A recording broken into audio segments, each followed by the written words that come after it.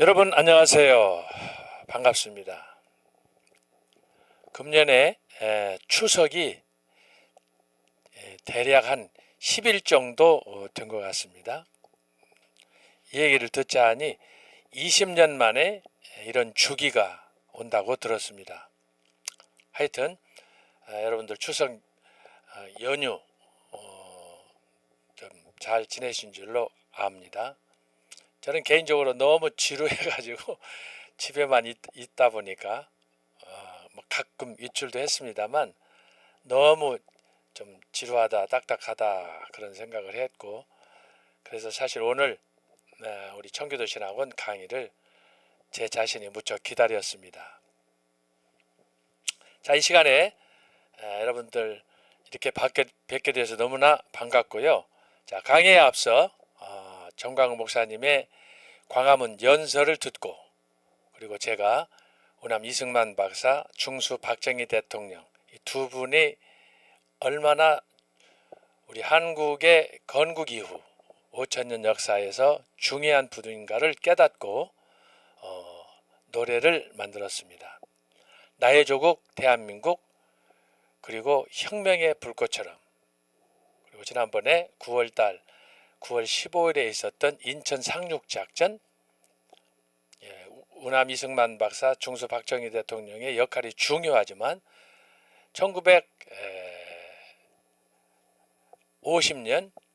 9월 15일 날 인천 상륙작전이 아니었으면, 메가더 장군의 정말 신의 한 수인 그 작전이 없었으면 우리나라는 오늘 없습니다. 공산화됐습니다. 그래서 세 분이 너무너무 중요한데, 그래서 나의 조국 대한민국, 그리고 혁명의 불꽃처럼, 그리고 메가더 장군 인천 상륙 작전을 기념해서 만든 선물입니다. 자유를 향한 헌신 듣고 강의 시작하겠습니다. 함께 부르겠습니다.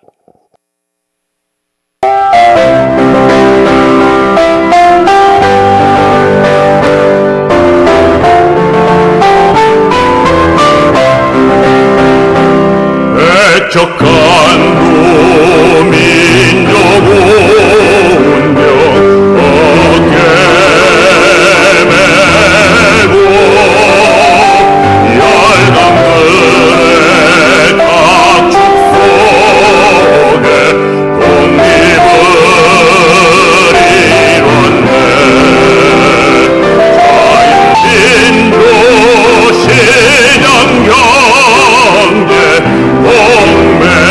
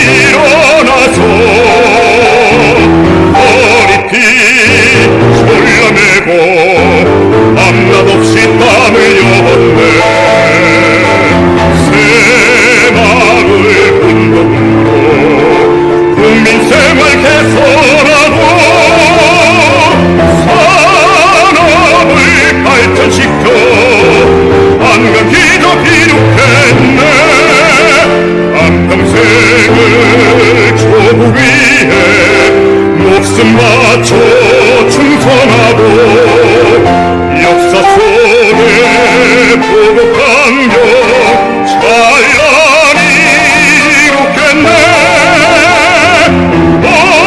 오늘은 세계로 내일은 미래로 한겨레의 민족혼을 세계 속에 휘날려라.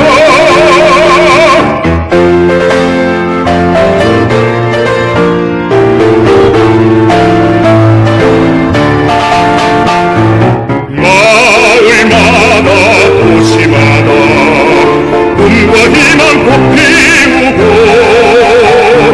서로 돕고 세워주며 선진한국 이루었네. 국방을 강화하여 자유평화 드높이고 온 땅에 혁명의 뜻 불꽃처럼 펼치었네. 한평생을 조국 위에 목숨 바쳐 충성하고 역사 속에 보고 강경 찬란히 이룩했네. 오늘은 세계로 내일은 미래로 한겨레의 민족혼을 세계 속에 휘날려라.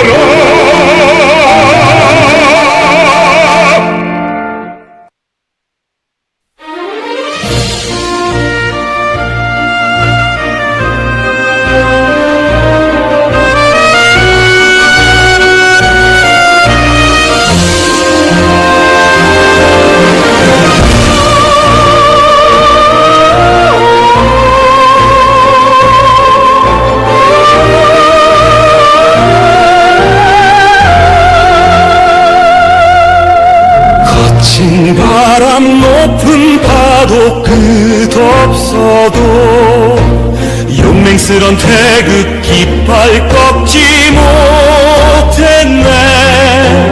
국민들의 환호 속에 힘찬 발걸음 우리들의 가는 길 자유기 들리라.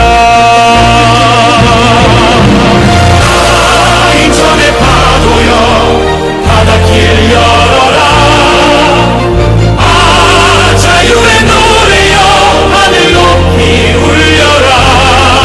한겨레의 가슴속 불꽃처럼 타올라서 지구촌의 민족혼 찬란하게 비추거라.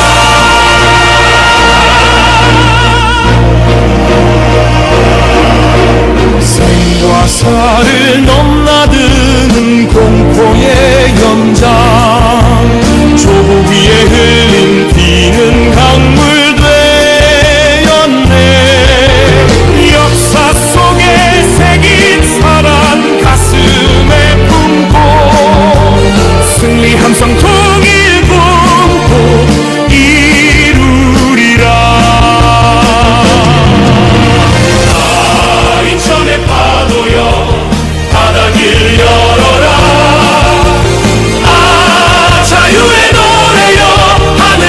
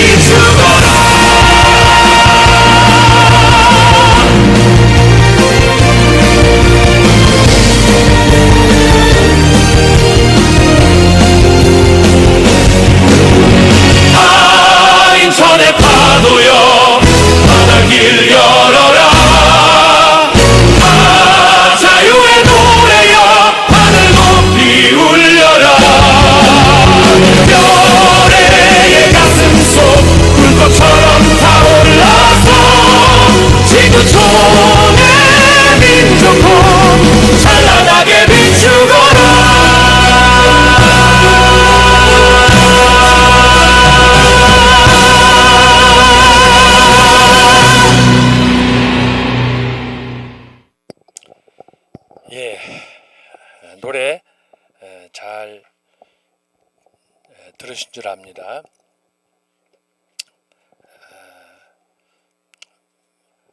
저는 말씀드렸듯이 이렇게 집중력이 많이 없는 사람이었지만 늦게 하나님께서 저에게 집중력을 주셔서 참 공부하도록 하게 하고 또 이렇게 귀한 작곡가들 만나서 또 시를 통해서 애국 운동하는 그런 일을 하게 되었습니다. 자, 여러분, 이 시간에는 지난 명절 8월 한가위를 여러분 보내신 줄 아는데 그걸 보내면서 제 마음에 떠오르던 생각들을 시로 정리를 해보았습니다. 함께 낭송하고 강의 시작하도록 하겠습니다. 8월 한가위 단상. 밤하늘의 둥근 보름달, 오늘따라 생긴 모습은 만인의 여인으로, 어디서 보아도 환한 미소, 하지만 어떤 이에게는 슬픈 미소와 탄식으로, 언젠가 유학 생활 중에 잊었던 고향, 꿈에 찾은 조국의 산천, 귀국 후 바쁜 일정으로 앞만 보고 달려온 길, 세월은 강물 따라 흐르고, 만남과 이별 속에 전개되는 하나님의 깊은 섭리, 주님의 넓고 크신 은총.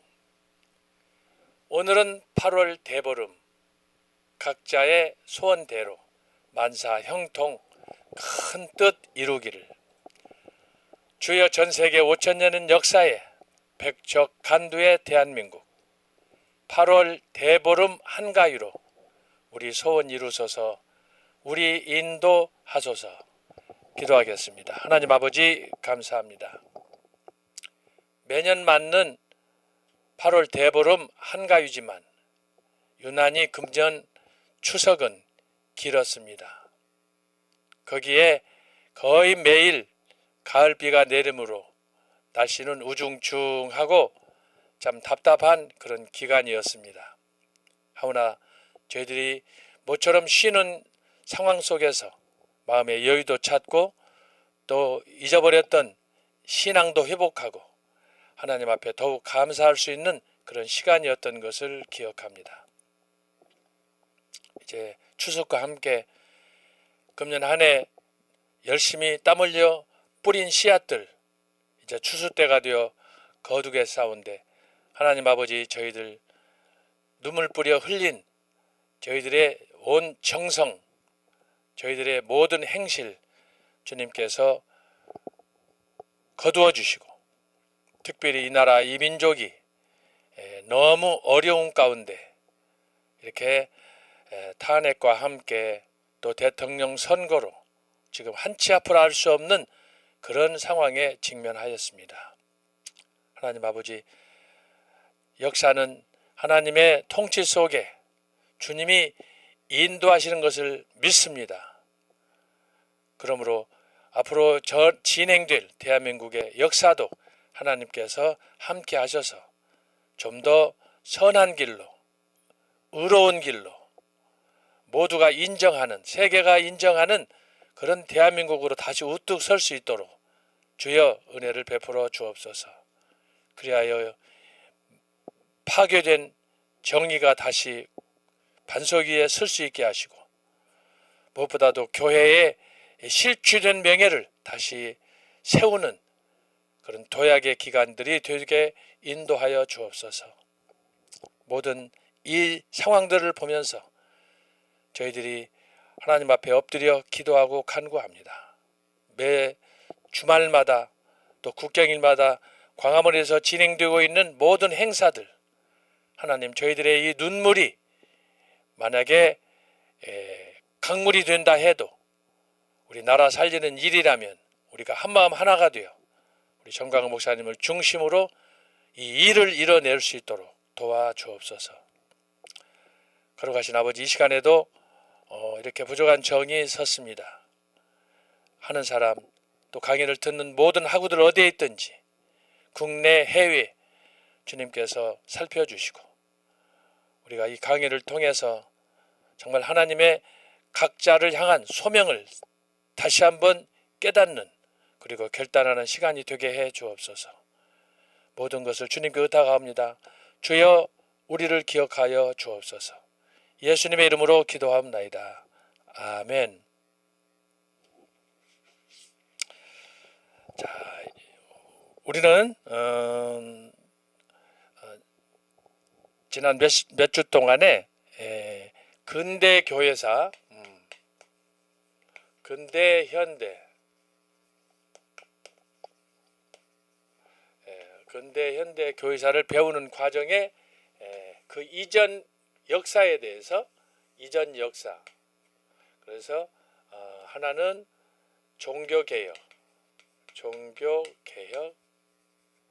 하나는 중세교회, 또 다른 하나는 초대교회. 초대교회는 바로 예수 그리스도의 30년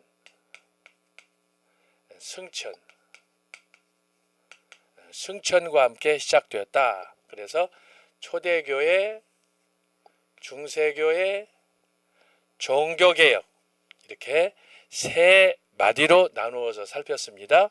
자, 정리합니다. 초대교회는 500년, 중세교회는 1000년, 종교개혁은 50년, 그리고 근현대 기독교 역사는 전체 500년. 이 500년 안에 이 종교개혁도 포함시킬 수가 있겠습니다. 이렇게. 그런데 제가 종교개혁의 중요성 때문에 이것을 잘라서 50년으로 한 거예요. 사실은 일반사에서는 근현대 교회 하면은 이 종교개혁 시기를 이게 근대에 포함시켜서 이해를 합니다. 그렇지만 우리는 이걸 기독교 역사이기 때문에 따로 떼어서 말씀을 드린다라고 말씀했고, 자, 이 시기는 이제 창세기 1장 1절. 그래서 천지창조 이후 예수님 때까지 제가 몇 토막으로 나눴습니다. 이렇게 나누면 아담의 창조 이후 500년 단위로 초대교회까지 연결이 된다라고 하는 것을 제가 말씀을 드렸고, 그러면은 천지창조 이전의 역사, 소위 창조 전. 그러면 여기는 뭐예요? 여기는 이제 근대교회사 지난 이후에 이건 현재 2025년 10월 현재. 여기는 소위 종말 시대, 이렇게 해서 영원까지. 그래서 창조 전 영원부터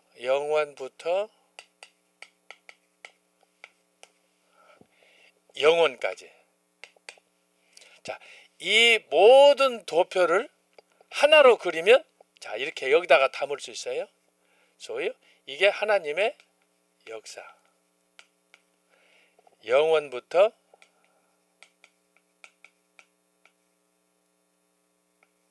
영원까지예요. 자, 위에 있는 이 도표를 아래로 요약하면 이렇게 돼요. 하나님의 역사와 통치. 통치는 영원부터 영원까지다. 창세기 1장 2절, 그리고 천지창조 이후부터 마지막 예수님의 소위 재림까지. 이것을 하나님의 역사와 통치, 영원부터 영원까지. 그러면은 이게 큰 원 안으로 여러분들 이해할 수 있는데, 창세기부터 여기 소위 말하는 예수님의 재림, 요한계시록 22장까지는 어디에 들어가야죠? 자, 여기서부터 이렇게 들어가는 거예요. 하나님은 영원부터 영원까지인데 그 안에 이 역사, 이 예수님의 소위 창조주로서 하나님, 정광훈 목사님 설교하시는 것처럼 창세기 천지 창조에 나타난 예수 그리스도, 창세기 1장, 이 모든 역사의 전개 과정이 바로 여기에 포함된다. 그렇기 때문에 이 영혼의 관점에서 우리가 이 역사를 보면, 아담의 창조 이후 지금까지 역사를 이 영혼의 관점에서 보면 어떤 느낌이냐? 그러면은 영혼에서 봤을 때 인류 역사는 잠깐이다라고 하는 거예요. 이것을 시편 저자는 뭐라고 그랬어요? 마치 한 초점처럼 경점이라고 설명을 했어요. 그렇습니다. 영혼에서 봤을 때 우리가 살고 있는 우리의 이 인류 역사라는 것은 뭐 말이 5,000년, 6,000년 그러지, 영혼의 관점에서 봤을 때는 아무것도 아닌 거예요. 그런 상황에서 인간이란 무엇이냐? 여러분, 저와 여러분, 우리가 많이 살면은 요즘엔 100세 시대라고 그러잖아요. 그 영혼에서 관점에서 역사를 볼 때도 별것 아닌데, 이 역사 안에 저와 여러분의 인류의 역사, 기껏해야 100년 사는데 그 100년이란 뭐냐? 그래서 티끌과 같은 거예요. 아브라함이 그런 고백을 했잖아요. 인생이란 아무것도 아닌 거예요. 그래서 우리가 이 하나님의 역사를 깨닫고 나서는 어떻게 해야 되느냐? 겸손밖에 없어요. 겸손해야 돼요, 우리가. 뭘 좀 이뤘다고 그래서 그것 때문에 설치고 자랑하고 교만하고 할 게 아니고, 결국은 100년 살다가 죽어지면은 다시 티끌로 돌아가는 거예요. 물이 되는 거 아니에요? 자, 그런 상황을 여러분들이 잘 이해하셔서, 특별히 우리가 이제 추석 명절을 보냈기 때문에 더더욱 그런 과정을 통해서 인간이란 뭐냐, 역사란 뭐냐, 이런 것들을 우리가 깊이 깨닫는 것이 필요한 거예요. 그래서 하나님 앞에 하나님의 은혜를 아는 사람들은 정말 겸손하게 자기 자신을 살피면서 이렇게 살아야 되는 것입니다. 그래서 이렇게 역사가 쭉 진행이 되는데, 초대교회, 중세교회, 종교개혁, 그리고 이제 근현대인데, 이 근현대는 어떤 시대냐 하면은 지난번에 말씀했듯이 종교개혁의 이 전통을 거부했어요. 종교개혁의 전통, 신앙을 거부했어요. 그러면 종교개혁의 신앙을 뭘 거부했느냐? 여기에 몇 가지가 나오겠죠? 자, 첫 번째가 뭐예요? 종교개혁하게 되면은 성경이야, 성경. 오직 성경으로 돌아가자 그러잖아요. 성경, 하나님 말씀. 근데 이 성경으로 돌아가자 했는데 제가 강조했죠. 초대교회 하게 되면은 기독교 역사 2000년 동안에 가장 중요한 게 뭐냐? 수많은 일들이 있지만 기독교적으로, 성경적으로 볼 때 가장 위대한 일은 뭐냐? 성경을 우리에게 정경으로 주었다. 이것을 종교개혁자들이 그대로 믿은 거예요. 초대교회. 그런데 여기 중간에 중세교회는 어떻습니까? 그것을 거부한 거예요. 그러면 근대 현대교회는 어떻습니까? 요즘 우리가 살고 있는 이 근현대, 이것은 종교개혁으로 돌아가는 게 아니라 거부하고 어디로 돌아가느냐 하면은 중세로 돌아가는 거예요. 중세. 그래서 중세 로마 가톨릭 교회는 하나님의 말씀 66권 외에 교회 전승, 예를 들면 지난번에 말씀했지만 이제 그 외경, 가경, 그 성경들, 우리가 가지고 있는 정경, 성경 구약 39권, 신약 27권, 66권 외에 외경에 있는 성경, 거기다가 첨부시켜서 대략 한 7권 정도를 첨부해서, 그래서 자기들이 공동 성경이다, 공동 번역 성경이다 해서 천주교에서 보는 성경이 따로 있어요. 그래서 결국은 요점은 뭐냐 하면은 초대교회 교부들이 정리해준 성경 66권, 이 66권은 어디에 기초해 있다고요? 이사야서에 기초해서 성경이 66권으로 구성이 됐다라고 하는 거예요. 이거 굉장히 중요한 거예요. 그리고 이걸 이제 하나하나 따지려면 신학적으로 성경 신학으로 가야 돼요.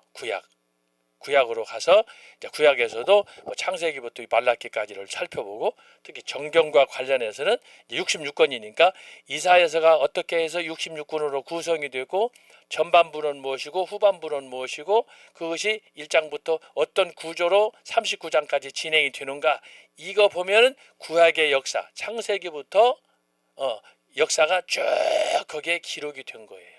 말라기까지. 그래서 성경을 우리가 오묘하다고 하는 거예요. 이건 신비한 책 중에 책이에요. 그래서 바로 이 이사야서 66권의 기초해서 전반부 후반부 전반부에서도 그 진행 과정에 따라서 그러면 전반부에 보면 수많은 당시 이스라엘 주변에 있던 나라들이 거기 많이 언급이 됐어요.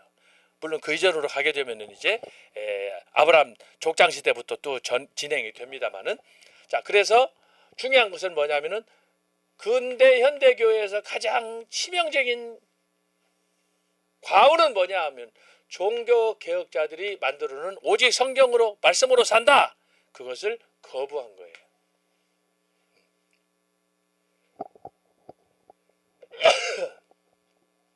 두 번째는 뭐냐? 초대교회 때 우리가 살펴봤지만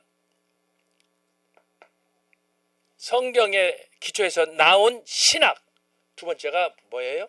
소위 정통신학. 자, 이것이 중세 교회 1000년 동안 잊혀졌다라고 했어요. 그리고 이것을 종교개혁자들이 다시 재발견해서 두 번째가 뭐예요? 종교개혁자들이 만들어준 것이 바로 정통신학이에요. 그 정통신학의 핵심이 누구냐 하면은 존 칼빈이야. 우리가 이미 다 살핀 거예요. 그래서 초대교회 정통신학은 성경에 기초한 사도들의 신앙에 기초하고 그 중에서도 특별히 성 어거스틴.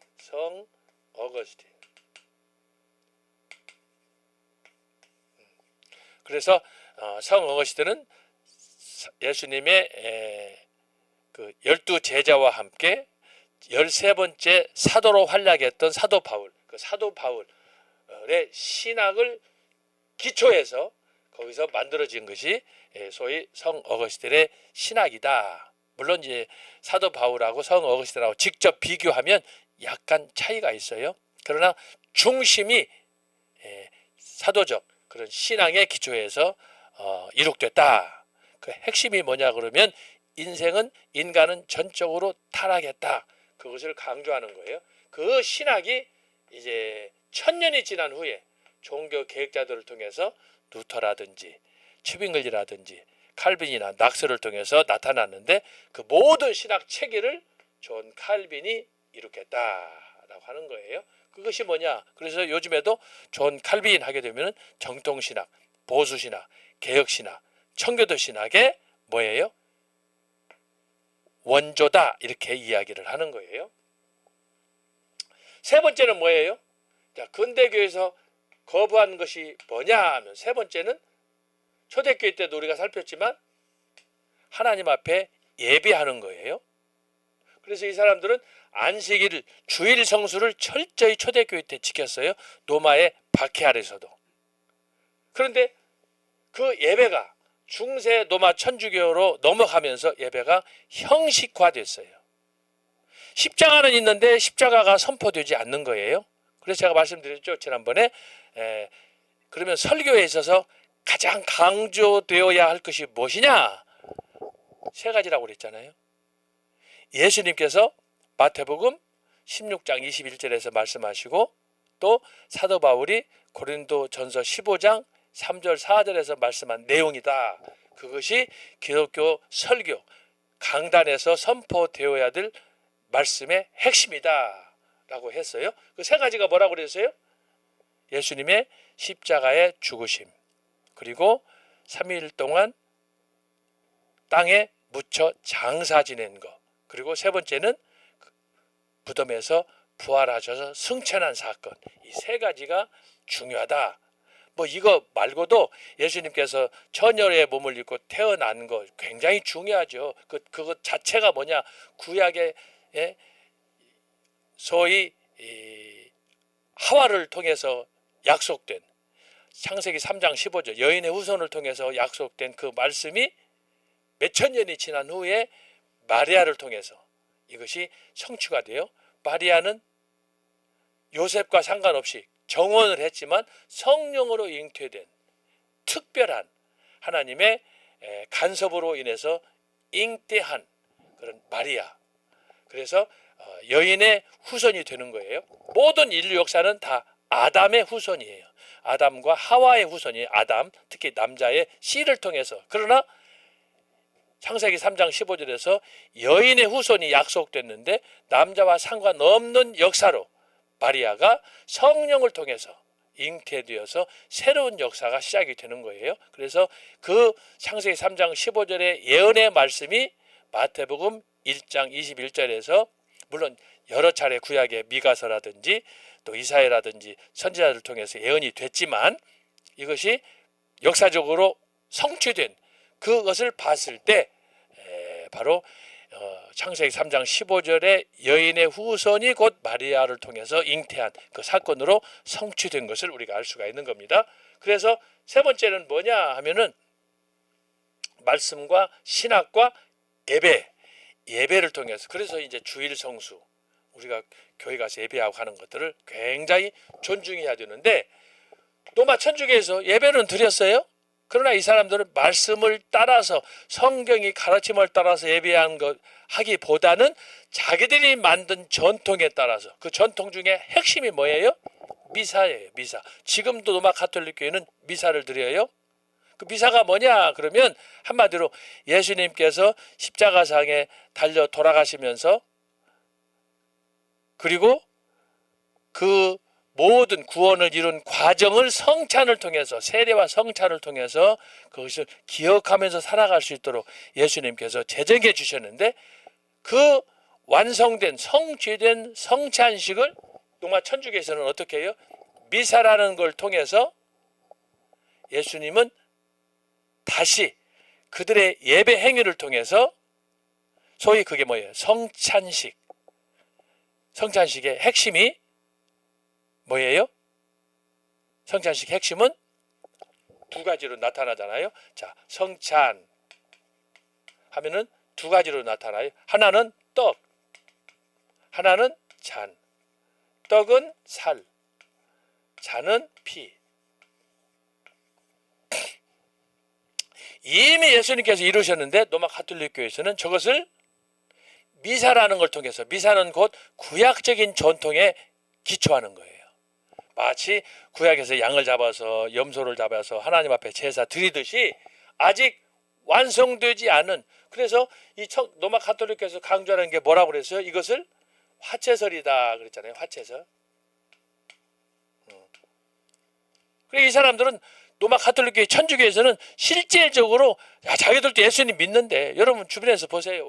우리는 마리아를 믿는 게 아니고 예수님을 믿는다는 거야. 근데 예수님을 믿는데 왜 예수님께서 갈보리 십자가에서 모든 구원을 이루신 사건에 대해서는 믿지 않고 화채설 기도를 통해서 축사를 통해서 떡과 잔이 살이 되고 피가 된다. 예수님이 2000년 전에 돌아가셨어요. 근데 어떻게 기도해가지고 이것이 살이 되고 피가 됩니까? 이건 미신이에요. 미신. 그래서 로마 가톨릭 교회는 매우 위험한 반성경적 이단 중에 이단인 집단이다 이렇게 말하는 거예요. 우리는 성경을 완성된 것을 믿고 부활하실 그 예수님 이제 승천하셔서 재림하실 그 예수님을 기다리고 있는데 이들은 역설이야. 예수님 믿는다 하면서 어디로 가는 거예요? 2000년 전으로 돌아가는 거예요. 그러다 보니까 여기 세 번째가 예배예요. 예배인데 예배는 뭐예요? 결국 반역적인 예배가 되는 거예요. 예배. 그래서 미사제도가 아주 소위 미신적으로 성경에 나타난 하나님의 말씀을 미신적으로 인위적으로 제도화해버린 거예요. 이게 지금까지 계속된 거예요. 그래서 여러분이 제가 말씀드리지만 성경을 믿어도 성경 플러스 유경 정통신학, 어거스틴의 신학에 기초했다고 하면서도 이들은 자기들이 만든 스콜라 신학, 우리가 신앙생활 할 때는 이렇게 인간의 이성이나 인간의 경험이나 이런 모든 것들이 특별히 하나님의 계시, 이것이 나를 통해서 인간이 종교의 행위를 하는 실체적인 우리 개인의 신앙을 통해서 이것이 이해될 때 그것이 신앙으로 가는 것이지, 신앙이라고 해서 일방적으로 그냥 믿으라고 하면 안 된다. 그것이 나의 이성과 경험을 통해서 하나로 통합돼야 된다.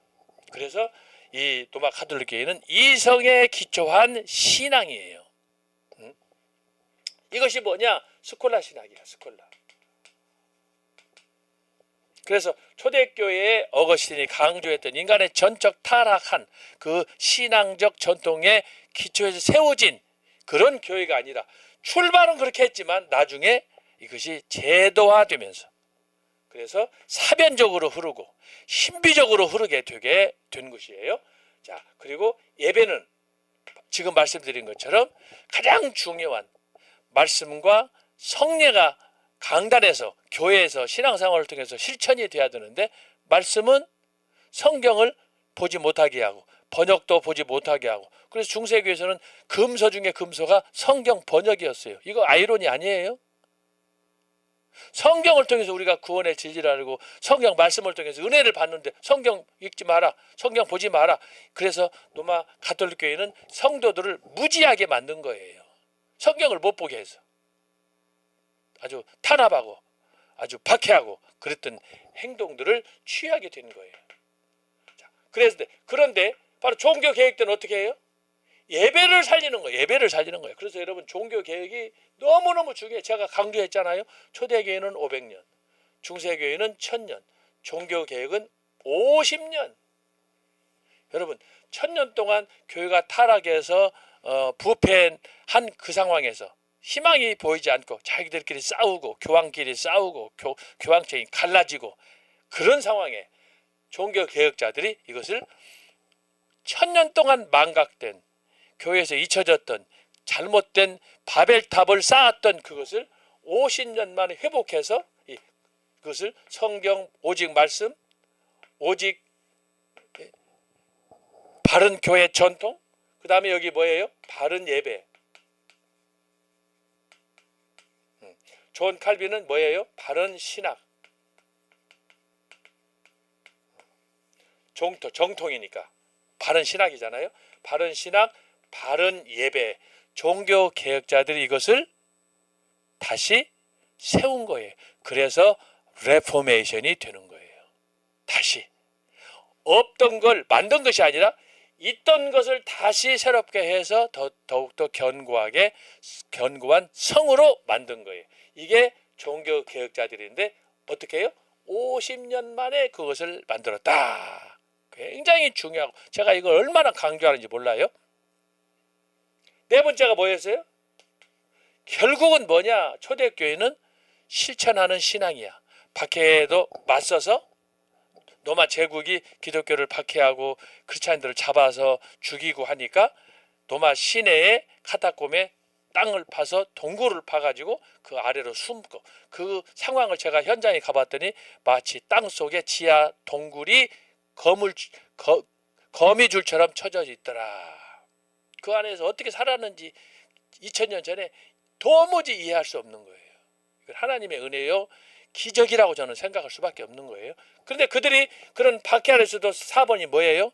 신앙의 실천을 보여주고 그 불의에 맞서서 그 사람들이 순교했다. 그래서 이들의 이 초대교회 전통에 있어서 가장 아름다운 그 장면이 뭐냐? 순교예요, 순교. 이게 초대교회예요. 그런데 중세교회는 1000년 동안 이런 좋은 전통을 가졌음에도 불구하고 이것을 어떻게 했다고 그랬어요? 제가 심하게 비판했잖아요. 초대교회 전통을 다 깡그리 말아먹었어요. 성경도, 신학도, 예배도, 순교도. 여러분, 중세 로마 가톨릭 교회 1000년 동안 교황들이 타락하고 사람을 죽이고 살인하고 전쟁하고 이런 것들은 소위 피해 역사가 많지만 누구도 주님의 나라와 복음을 위해서 초대교회 예수님의 제자들처럼 또 많은 순교자들처럼 순교한 사람이 없어요. 그들은 영광의 자리, 고통받지 않고 사치하고 향락하며 살아갈 수 있는 세상에 영예를 누리면서 살아갈 수 있는 그런 자들이 되었어요. 이게 교황이고 교황청이에요. 교회가 이걸 조작을 했어요. 교회가. 초대교회는 뭐예요? 조직도 만만치 않고 돈도 없고 재정도 없고 여러 가지가 열악했지만 그러나 그들은 예수님의 제자 한 사람 한 사람이 다 불덩어리였어요. 순교자가 됐어요. 사도 요한을 제외한 11 제자가 다 순교했어요. 그래서 초대교회는 능력이 있었던 거예요. 능력이. 그렇게 해서 했는데 중세교회가 이것을 다 망각해서 성경도 그렇고 교회 신학도 그렇고 예배도 그렇고 순교도 그렇고 이것을 어떻게 해요? 종교개혁자들이 50년 만에 다시 4번 소위 실천 부활시켰어요. 종교개혁자들이 살았던 이 활동했던 50년 기간은 독일, 그 다음에 프랑스, 스위스, 그 다음에 영국, 스코틀랜드 여러분 당시 지형으로 봤을 때 여기저기 흩어져 있었어요. 그렇지만 그들이 오직 한 마음으로 하나님의 교회를 바로 세운다고 하는 그런 열망에 사로잡혀서 그들이 자 성경, 칼빈, 바른 예배, 바른 실천. 그래서 여기 바른 신학, 바른 예배. 그 다음에 여기 4번이 뭐냐? 바른 생활. 생활로 이어지는 거예요. 이 네 가지. 이 안에 제가 이미 여러분한테 강의했어요. 바른 신학을 위해서 특별히 우리가 해야 될 것이 뭐냐? 바른 또 실천을 위해서 해야 될 것이 뭐냐? 이 모든 것들은 다 어디서 이루어지느냐 하면 교회를 중심으로 이루어져요. 교회를. 초대교회도 마찬가지예요. 초대교회도 교회를 중심으로 지하 동굴, 또 지하 카타콤. 근데 이때는 이미 이제 기독교가 313년 초대교회 313년 콘스탄티누스 황제가 기독교를 공적으로 공인하면서 법적으로 이제 인정하면서 교회가 불법 단체가 아닌 그런 누구나 자유롭게 교회에 출입하고 하나님을 믿을 수 있는 그런 것으로 법적으로 공인을 했기 때문에 그 이후에 이제 지상 교회가 생기는데 바로 이 교회가 이것을 집중적으로 하게 됐다. 그런데 참 우리가 살펴볼 근대 교회는 뭐냐? 바로 이 네 가지 초대교회 전통을 회복했던 종교개혁 신앙을 이 네 가지를 다 부정했어요. 다 부정하고 그리고 근대 교회는 결국 우리가 살고 있는 현대 교회 오늘 2025년 10월 현재까지 이 역사가 쭉 진행이 됐는데 아쉽게도 이 근현대 교회는 종교개혁자들의 전통 그리고 초대교회 전통으로부터 완전히 떨어져서 완전히 이탈하는 가운데 지금 전 세계 기독교는 지금 방황 중에 표류하는 그런 그 상황에 직면하게 됐다. 그 중에 하나가 바로 우리 한국 교회예요. 아무리 우리가 외쳐서 말씀으로 돌아가자, 우리가 회개하고 그리고 우리 스스로 다시 한번 새롭게 하자 외치지만 지금 한국 교회의 현재 상황을 여러분 보세요. 교회도 광화문에 나오는 애국하는 팀들이 있지만 절대 다수는 그 중에는 빨갱이 목사들이 여기저기 깔려 있고 빨갱이 그 가르침을 받은 성도들이 여기저기 흩어져 있어요. 어저께도 제가 여의도를 갔더니 여의도의 그 트럭 그 전광판에 뭐라고 써졌느냐? 윤석열 사형 이렇게 붙여가지고 다녀요. 왜 그러냐? 내란 주범이라는 거예요. 여러분 지금 2025년 10월 현재 국회에서 지금 소위 국회의원들이 매년 연말에 하고 있는 그런 그 지금 그 뭐라고 그럴까 부서별로 뭐 국방위원회, 교육위원회 이런 거 있잖아요. 그걸 지금 하고 있는데 오늘 아침에도 제가 오면서 그걸 잠깐 봤는데 지금 난상 토론이에요. 예? 난상 토론이에요. 심지어 그 성 국민의힘의 성 무슨 그 국회의원이 내무부 장관을 불러다 놓고 저 국방장관을 불러다 놓고 이 방위 출신이잖아요. 방위 출신을 지금 국방장관에 해놓고 7명 별 그 대장들을 다 지금 그 해임시켜버리고 지금 군 장성, 군 체제가 완전히 무너진 상황이 있는데 그분을 불러다 놓고 거기 그 질문을 하는 거예요. 성 무슨 국회의원이 당신이 생각하는 내란이 뭐냐? 지금 내란 상황에서 어떻게 이걸 국방을 하고 있느냐? 대답을 못 하는 거야. 그러니까 민주당에서 막 고함치는 걸 내가 듣다가 지금 강의 들어왔어요. 지금 이게 나라가 보통 심각한 상황이 아니에요. 예? 자, 어쨌든 우리가 이제 그런 저런 상황을 보면서 지금 이 상황이 얼마나 긴박한가, 나라가 얼마나 위태로운가. 거기다가 지금 김현지라고 하는 그 여성 한 사람이 지금 등장해가지고 이 정권을 지금 흔들어대고 있어요. 어떻게 이것이 될지 모르겠지만 결국은 두 사람은 경제 공동체라고 그러잖아요. 박근혜 대통령하고 최순실하고 경제 공동체라고 해서 탄핵을 했는데 지금 여러분 지금 막 올라오고 있는 유튜브를 여러분 확인하시면 수십 건이 있어요. 지금 이재명 씨를 둘러싼 의혹이 한두 가지가 아니야. 범죄는 물론이고 도대체 그 사람의 정 부인이 조선시대 같으면은 왕실 부인이 누군지를 지금 알 수 없는 거예요. 김현지냐, 김부선이냐, 아니면은 김혜경이냐, 배수연이냐, 뭐 어떤 유튜버를 보니까 그 사람도 아니고 다른 여자가 또 있다는 거예요. 이게 지금 한국 역사 5,000년 사이 우리가 동방예의지국이잖아요. 이거 다 무너졌어요. 개판 5분 전입니다. 지금. 이런데도 목사들이 침묵하고 광화문에 나오라고 그러니까 나오지도 않고 귀를 쳐막고 그럼 자기들이 영원히 살 것 같다 그 생각을 하는 모양인데 그렇지 않아요. 어쨌든 자 이런 상황을 여러분들이 기억하시고 자 그러면 오늘은 뭐냐 이제 이 근대 교회로 들어가는 거예요. 근대 교회 제가 강의안을 중심으로 여러분한테 강의를 하려고 합니다. 자 근대 교회사 한번 살펴보면서 근대 교회는 어떤 교회인가 살펴보겠어요. 근대 교회 근대 교회에 나타난 강의안 올리세요. 자, 근대 교회는 한마디로 말하면 1500년을 기점으로 이제 달라져요. 종교 개혁 그리고 이제 근대로 가는데 이 근대 교회로 가면서 있었던 역사의 큰 전환점이 있어요. 여러분 적어도 3가지는 기억해야 돼요.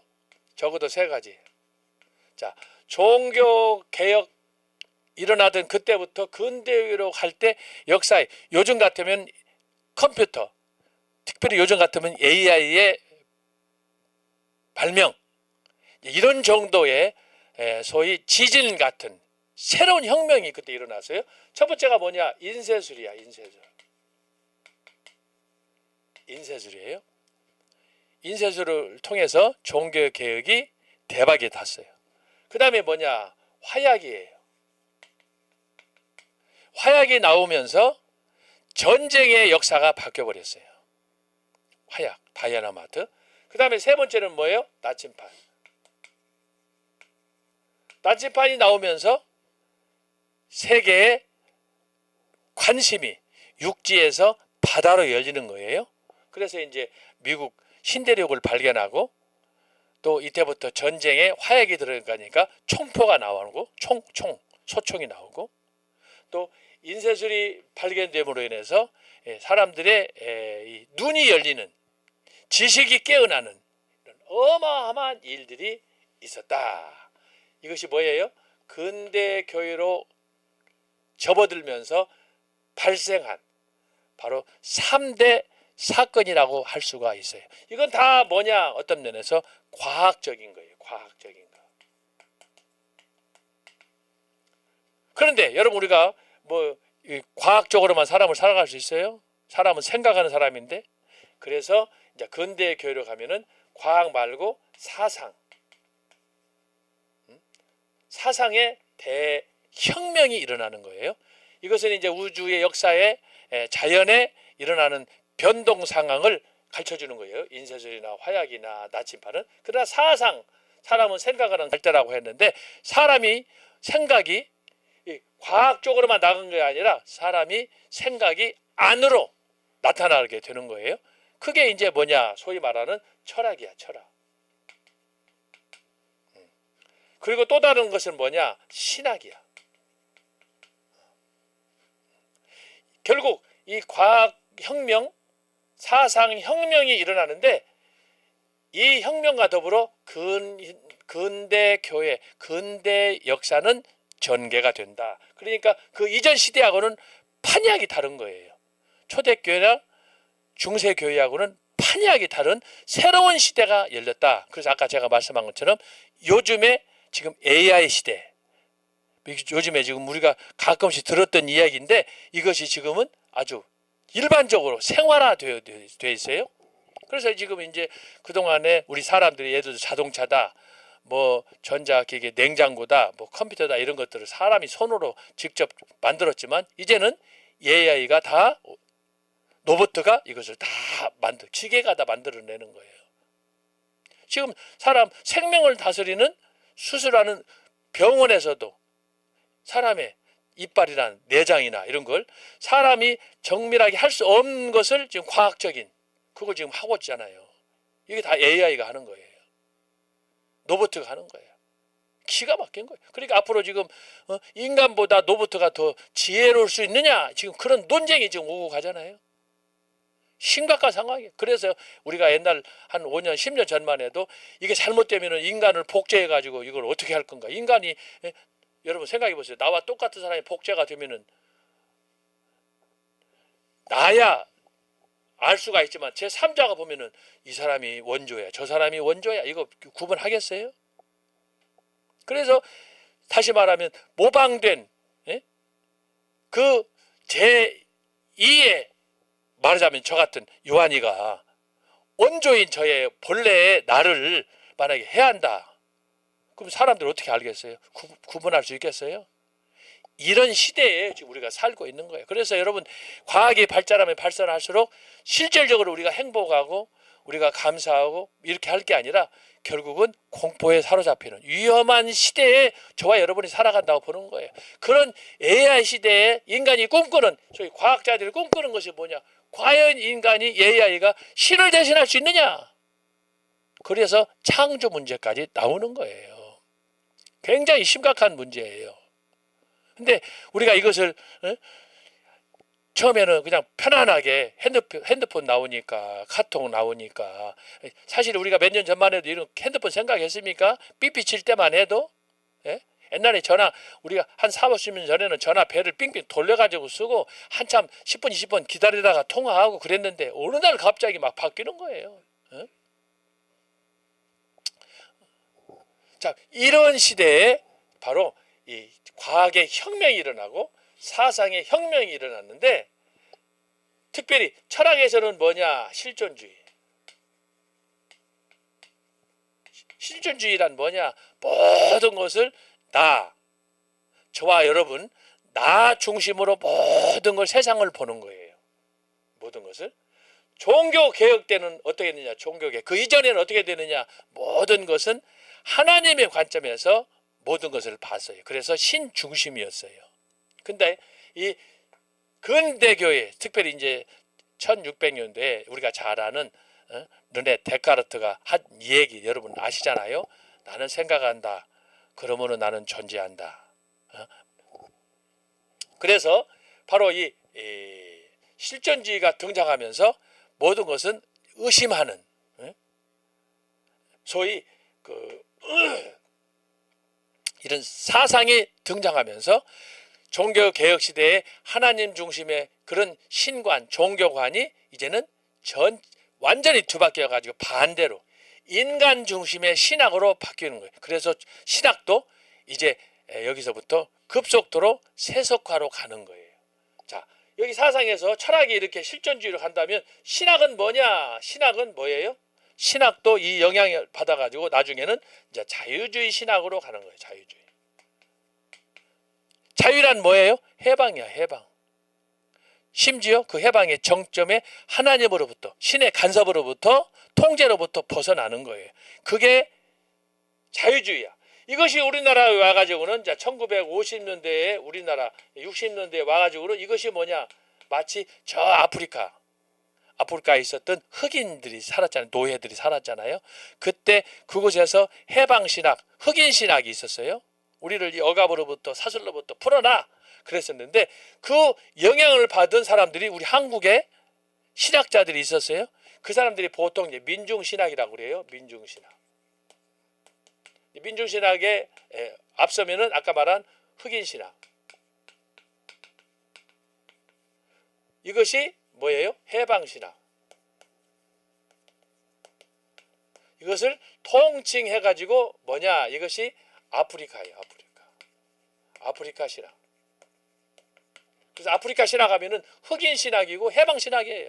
소위 유럽인들의 독재 속에서 침략 속에서 식민지 생활 속에서 살았던 그들이 그것으로부터 억압으로부터 벗어나자. 그런데 이것이 한국의 이제 민중신학 이때만 해도 이때 이제 주로 민중신학 나왔던 게 박정희 대통령, 박정희 유신 체제.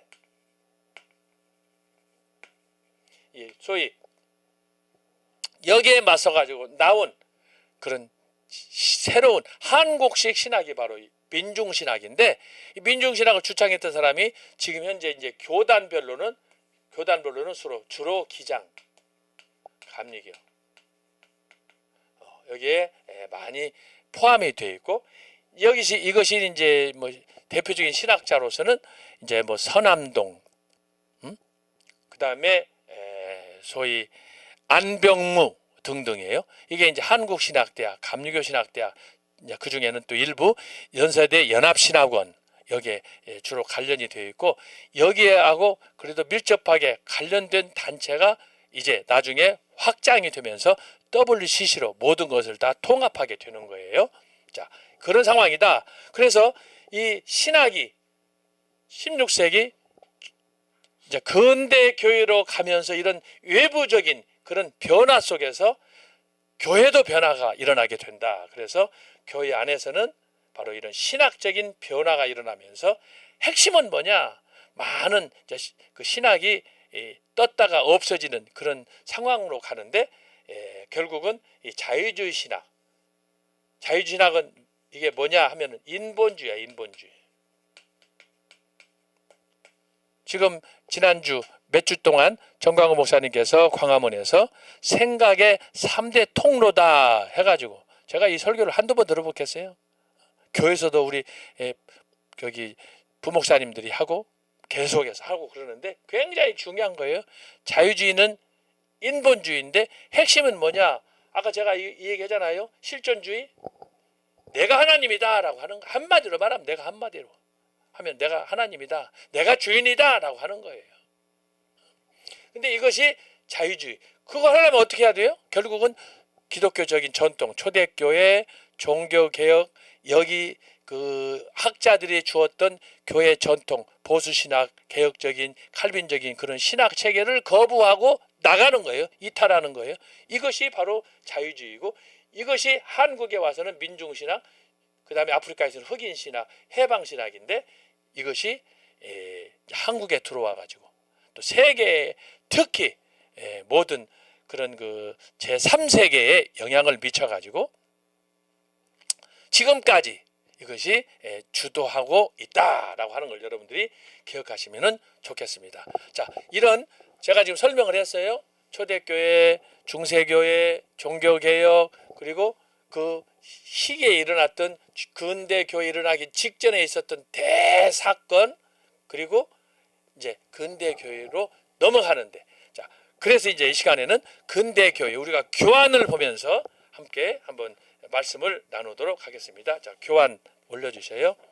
그 다음 페이지. 자, 여기 보면 근대교사 그거 말고 두 번째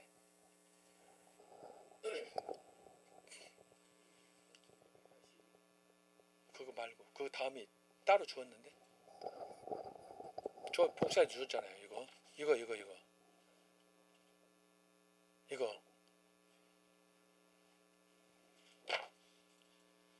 그렇지. 자, 근대교회사의 역사적인 조망. 자, 여기 했는데, 자, 이걸 여러분 빠르게 읽으면서 여러분 강의안을 따라오셔야 됩니다. 빠르게 읽겠습니다. 자, 필자는 연전에 출간한 종교개혁사에서 종교개혁에 대한 몇 가지 견해를 살폈습니다.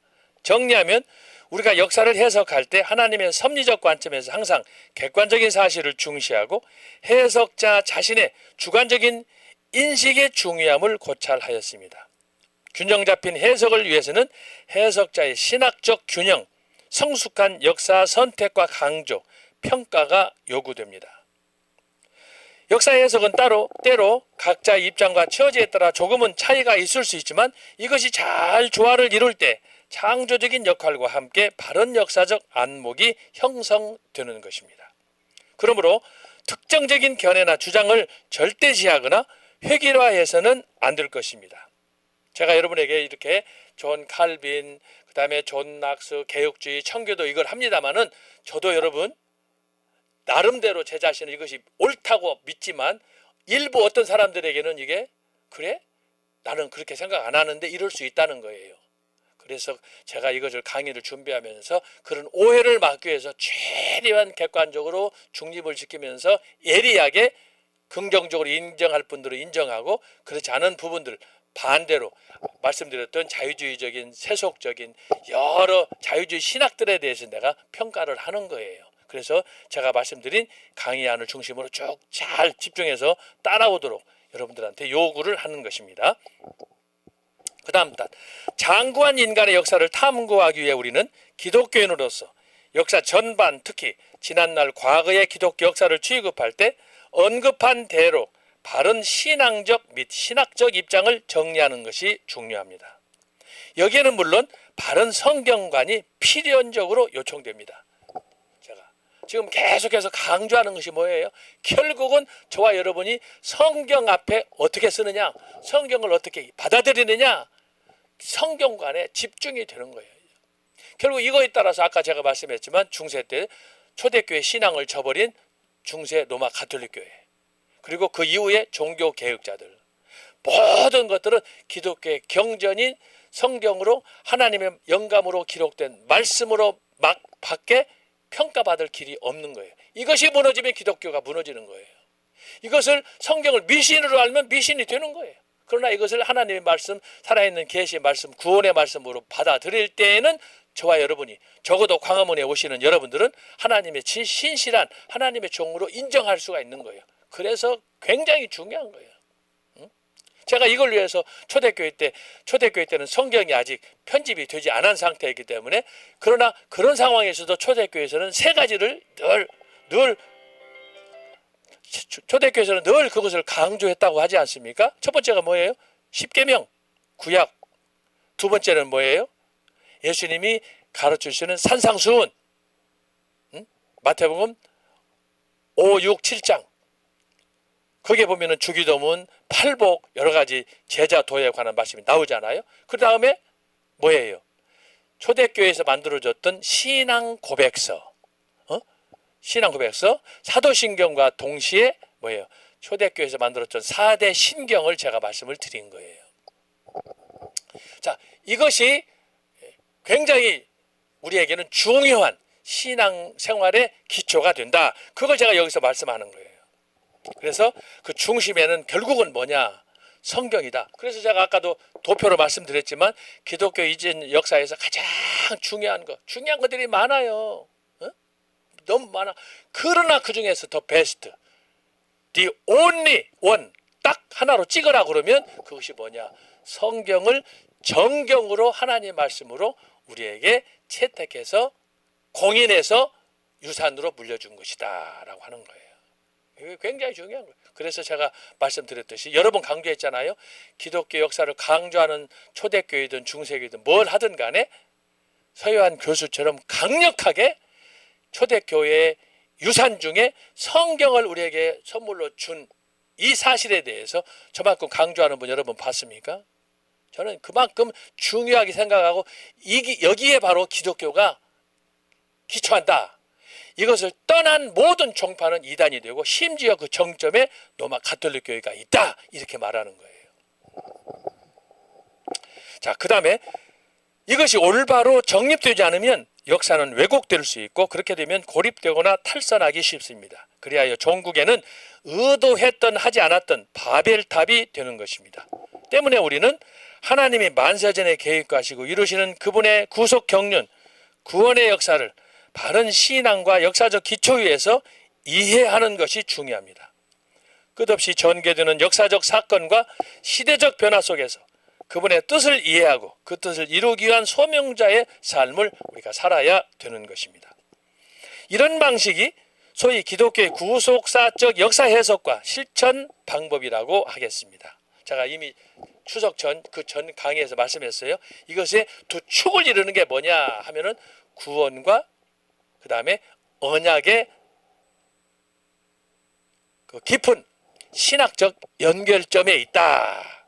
혹시라도 여러분 잊어버린 분이 계실 것 같아서 제가 다시 정리합니다. 자, 이것은 서유한 교수가 연구를 통해서 확립한 거예요. 제가 여러분에게 말씀했어요. 자, 전통을 중시하라. 그 다음에 전통도 중요하지만 그 안에 정통을 더 중시하라. 전통, 트레디션. 그 다음에 여기는 옥소독시. 자, 전통은 뭘 얘기하느냐 하면은 성경이 가르치고 있는 창세기부터 계시록까지 가르치고 있는 그 모든 전통이 뭐냐? 구원. 응? 구원이에요. 구원의 역사. 이거 다시 말하면 구속. 이것이 제사를 통해서 그리고 이것이 마지막에는 예수 그리스도의 제사, 성막에서 여러 가지 제사 제도가 나오잖아요. 처음에 짐승을 잡아서 아브라함도 드리고 하다가 나중에 출애굽 이후에는 이제 성막에서 그 다음에는 성전에서 이게 구속 역사는 다 그림자로 이것이 나타나는데 그 핵심은 뭐냐? 인간을 구원하기 위한 행위라 이 말이죠. 그것이 마지막에 뭐예요? 십자가에서 예수 그리스도께서 죽으시는 구원의 완성이다. 완성이에요. 이 가르침이 성경의 창세기부터 꾸준히 나타나는 거예요. 성경은 다른 게 아니에요. 하나님이 당신의 자녀 백성을 구원하기 위한 구속하기 위한 역사를 썼는데 그것이 뭐냐 하면 완성. 십자가 완성이에요. 결국은 피 흘림이야. 피 흘림.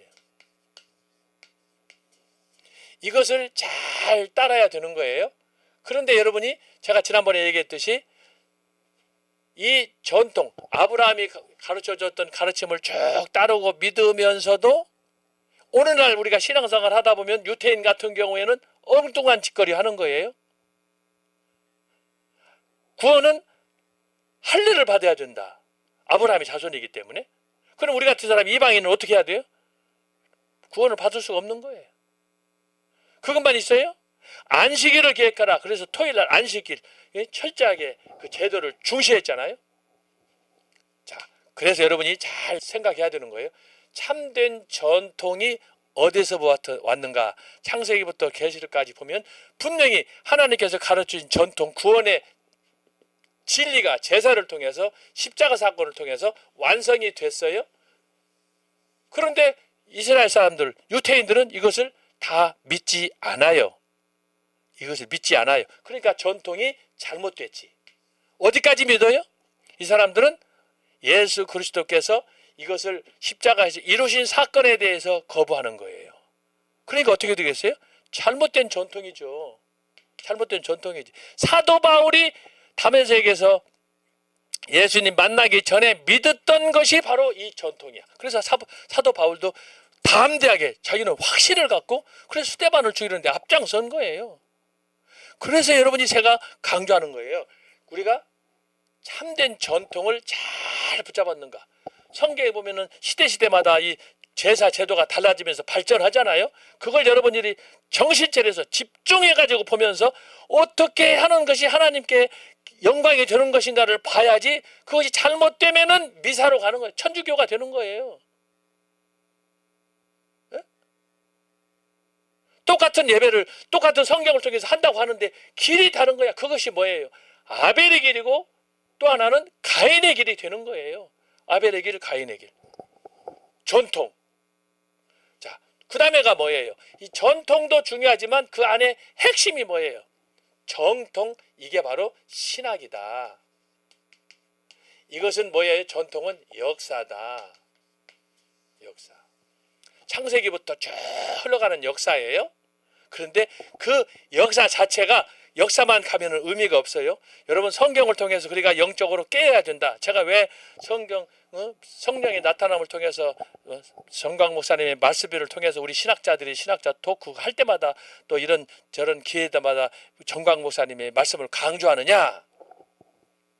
바로 여기에 있는 거예요. 이 전통을 우리가 성경에 있는 전통을 굉장히 중요하고 그것을 구원의 구속에 관한 이 말씀으로 우리가 잘 생각하면서도 놀라운 건 뭐냐? 그 전통 안에서 핵심적인 성경이 뭐라고 말하는가? 소위 코어 팩트라고 그래요. 아주 노린자위, 사실적인 거, 정통. 이것을 그래서 제가 계속 강조하는 것처럼 칼빈이 이것을 이뤘다고 해서 칼빈으로부터 정통신학, 칼빈신학, 보수신학, 개혁신학, 청교도신학이 나오는 거예요. 여러분 그때만 해도 16세기, 17세기만 해도 신학들이 많이 있었어요. 요즘은 뭐 홍수시대예요. 요즘에는 말할 것도 없어요. 이름만 붙이면 신학이래. 그러나 여러분 이름만 붙인다고 신학이라고 해서 다 신학이 아니에요. 여러분 기억하시는지 모르겠지만 신학 중에서도 사신신학이라는 게 있어요. 신은 죽었다는 거예요. 니체가 이걸 하나님은 죽었다. 그래서 거기서부터 시작된 게 사신신학이야. 신학 하나님은 죽었다. 그게 무슨 신학이야? 그래서 여러분이 이것을 잘 보고 우리가 영적으로 이걸 분별할 수 있는 눈을 가져야 돼. 눈. 그래서 제가 지난번에 말씀했잖아요. 우리가 성경을 통해서 발견해야 될 역사관이란 뭐냐? 학문적으로 수많은 정의가 있지만 제가 성경을 통해서 세 가지로 압축했잖아요. 기억나요? 이거 나중에 기말 시험 때 나올 거예요. 잘 공부해야 돼요. 첫 번째는 뭐예요? 에베네셀 그랬잖아요. 에베네셀. 하나님이 여기까지 인도했다. 과거의 역사예요. 과거.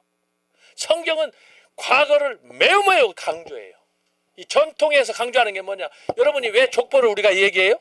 족보는 뭘 얘기해요? 나의 현재적인 위치, 나의 상황을 뿌리가 있다. 나는 아브라함 때부터 이삭 때부터 야곱 때부터 이거 가지고 먹고 산 사람들이 유태인들이에요. 유태인들.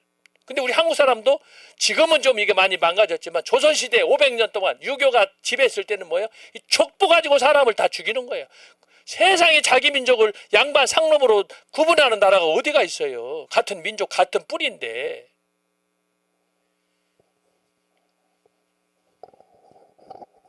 자, 그런 상황에서 그래서 창세기부터 계시록까지의 쭉 흐르는 맥은 뭐냐? 족보야. 족보를 보면은 족보는 뭘 얘기하는가? 역사를 얘기해 주는 거야. 근데 성경이 가르치는 역사란 뭐냐? 그러면은 구원과 구속, 이 제사의 원리, 피 흘림의 역사다. 제가 얘기잖아요. 히브리서 9장에 나타난 피 흘림이 없으면 죄 사함이 없느니라. 그 피의 완성은 뭐냐? 십자가, 예수 그리스도. 이것을 여러분들이 잘 이 전통이 제대로 오는가? 근데 성경에 보면은 유태인들 맥이 끊겼어. 어디서 끊겼어요? 말라기와 더불어서 구약과 함께 끝나버렸어요. 그 사람들은 그 전통이 옳다고 생각하는 거예요. 우리가 볼 때는 뭐예요? 잘못됐다는 거야. 이 역사, 구원의 역사 자체를 거부하잖아요. 그런데 여러분 그것과 동시에 우리가 뭘 생각하느냐? 정통신학. 이 성경이 흐르는 가운데 여러분 아까 제가 말씀했어요. 가인과 아벨이 등장해요. 근데 하나님은 가인은 버렸어요. 그리고 아벨을 통해서 그의 다음 세대, 그가 죽고 나서 셋을 통해서 하나님이 다시 역사를, 구원의 역사 이렇게 세우잖아요. 그걸 통해서 여러분이 아주 예리하게 마치 종이 한 장 차이로 보는 것처럼, 현미경처럼 여러분이 뭘 찾아야 되느냐, 이 전통 속에 무엇이 포함되어 있는가, 그 안에 정통신학을 찾아야 돼요. 뭐가 진짜 노린자냐. 성경에 수많은 길이 나타나는데, 수많은 길이 나타나는데 어디로 가는 것이 나에게 그 길이요 진리요 생명이 될 건가. 그래서 요한복음 14장 6절에 예수님이 가르친 말씀이 정통이 되는 거예요. 그것을 벗어났던 사람이 사도 바울 아닙니까? 예수님의 다른 제자들 베드로 같은 경우에 다 고기잡이 배로 해서 자기 세상에서 잘 살았던 사람 아니에요. 그런데 그들이 예수님을 만남으로 인해서 그들이 새로운 족보를 만드는 거예요. 새로운 족보, 구원의 역사. 다 그 사람들이 다 유태인들 아니에요, 베드로랑. 그런데 이 사람들이 예수님 만나고 이 사람들이 새로운 종교를 만들어내는 게 그게 기독교예요. 기독교는 뭐예요? 하나님의 예언의 약속이 성취된 예수 그리스도의 십자가의 구원의 완성을 믿는 종교가 기독교. 그래서 기독교하고 유대교는 다른 거예요. 그래서 여러분이 이것을 제가 지난번에 얼마나 강조했습니까? 이것을 기독교 2000년 역사 속에 이것을 바르게, 어떤 면에서 이 두 가지는 뭐냐, 동전의 양입이야. 동전, 한쪽에는 전통, 한쪽에는 정통. 비슷하지만 달라요. 이 두 가지가 함께 가는 것이 뭐냐 하면은 우리가 지금 생각하는 보수신학, 지금 광화문에서 하고 있는 정통신학, 그리고 이것이 바로 개혁신학. 여기에서 이탈한 모든 것들은 광범위하게 우리가 이야기하면 다 자유주의 신학이에요. 인본주의 신학이에요. 알았어요? 그래서 여러분 이것을 제가 정립하고 앞으로 제가 이 두 주제를 갖고 기독교 역사에 대한 성경적 이해, 이런 주제로 제가 논문을 쓰려고 그래요. 그래서 성경에서부터 쭉 흘러서 요한계시록까지, 그리고 요한계시록 이후에도 수많은 전쟁과 혼란과 또 그 이단 도전, 자유주의 신학 이런 것들이 과거보다 지금은 아주 더 팽창하고 아주 더 난립이 현상이 일어나고 있는 그런 상황인데, 여러분 그런 거 복잡하게 생각할 필요 없어요. 모든 역사 속에도 이 두 가지만 딱 압축하면 백투더 바이블이야. 성경으로 돌아가는 거예요. 이것만 딱 잡고. 그래서 제가 발견한 지금까지 40년, 근 50년 동안 연구한 이 역사를 통해서 기독교 역사의 정통신학을 제가 정립한 거예요. 그것이 바로 제가 박사학위 논문을 쓴 언약 사상사예요. 제가 논문을 쓰면서 그것을 대충 공부해가지고 여러분 영국에서 박사학위 받겠어요? 영국 애들도 다 떨어지고 통과하기 어렵다는 건데 저 같은 사람이 이거 보통 연구해가지고 이걸 써서 이거 통과됐겠어요? 그래서 저는 그래서 감사하는 거예요. 어떻게 나 같은 사람이 기독교 역사를 이렇게 제 박사의 논문 제목이 언약 사상사잖아요. 여기 이게 정통 신학은 이게 언약이야, 언약. 이것을 성경에 기초해서 나는 비록 16세기, 17세기 영국 교회에 나타난 그 웨스트민스터 신앙 고백제를 중심으로 박사학위 논문을 썼지만 그 논문의 기초가 뭐냐? 창세기부터 이걸 배경으로 해서 쭉 쓴 거예요. 언약이 구약에 신약에 어떤 의미가 있느냐? 그걸 기반으로 해서 역사를 보고 그 역사를 재해석한 것이 저희 박사학위 논문이에요. 근데 놀라운 건 뭐예요? 지금까지 이 분야에 대해서 아무도 연구를 안 했다는 거 아니에요. 어떻게 나한테 내 몫이 될 수 있냔 말이죠. 내가 놀랄 정도 아니에요? 나 같은 사람이? 그러니까 제가 지금도 너무너무 감사한 거예요. 그런데 내가 이 공부를 해서 박사학위를 받았지만 나 혼자 한 게 아니에요. 수많은 우리 선배들, 교수들, 목사들, 친구들 영국에서 10년 지내는 동안에 저는 그분들을 만나서 좋은 논문이 나왔다고 생각해요. 내가 머리가 아인슈타인의 머리를 가졌겠습니까? 존 뉴턴의 머리를 가졌겠습니까? 나는 그런 사람이 아니에요. 그런데도 불구하고 하나님께서 저에게 좋은 사람들을 붙여서 제가 노력한 것이 20% 30%다라고 한다면 그분들이 저에게 이런 아이디어 주고 저런 아이디어 주고 해가지고 제가 쭉 정리를 했는데, 그래서 제 박사학위 논문, 저의 모든 신학의 결정판은 뭐냐? 서예환의 신학은 전통과 이 정통의 역사와 신학이 잘 만나는 거예요. 이것은 뭐예요? 성경에 기초한 역사예요. 이건 뭐예요? 성경 이후에, 요한계시록 이후에 지금까지 내려왔던 기독교 2000년의 역사 속에서 이것을 기초로 제가 쭉 연구한 거예요. 그러다 보니까 어떤 면에서 저는 정통신학자, 개혁신학자, 보수신학자, 그러다 보니까 제가 광화문에 서게 된 거예요. 광화문에서 뭘 했느냐? 정광훈 목사님의 강의를 들으면서 제가 이걸 발견한 거야. 정광훈 목사님 보니까 이 두 가지가 딱 조화가 일어나는 거야. 좋은 전통, 성경적인 촉보, 그리고 거기에 플러스 알파로 신학이, 칼빈의 신학이 딱 어우러져 가지고 이 두 가지가 같이 가는 거예요. 만약에 1번 전통만 가져가면은 여러분 반토막 나는 거예요. 반토막. 이것만 주장하면은 유태인 보잖아. 유태인 반토막 나는 거예요. 근데 전통을 무시하고 이 아래 것 정통만 강조하다 보면 이것도 문제가 되는 거. 족보가 없어. 뿌리가 없어. 그래서 제가 지난번에 그러잖아요. 우리가 생각하는, 적어도 청교도 신학원에서 서유한 교수가 강조하는 역사란 뭐냐? 에베네셀이다. 하나님이 여기까지 인도하셨다. 두 번째는 뭐였어요? 임마누엘. 그 하나님이 지금도 나와 함께 하신다라고 하는 거예요. 여러분, 지금 하나님 나와 함께 하시다고 한다면 이거 보세요. 두 가지. 여러분 심장이 뜨겁게 불타지 않아요? 그러는 거예요. 그래서 개혁신학, 이 정통신학은 가슴이 불타는 거야. 왜? 버림받아야 될, 멸망받아야 될 내가 하나님의 은혜와 사랑으로 값없이 구원받았기 때문에 그 모든 은혜와 신학이 정통신학이 있어요. 자유주의 신학에는 자유주의,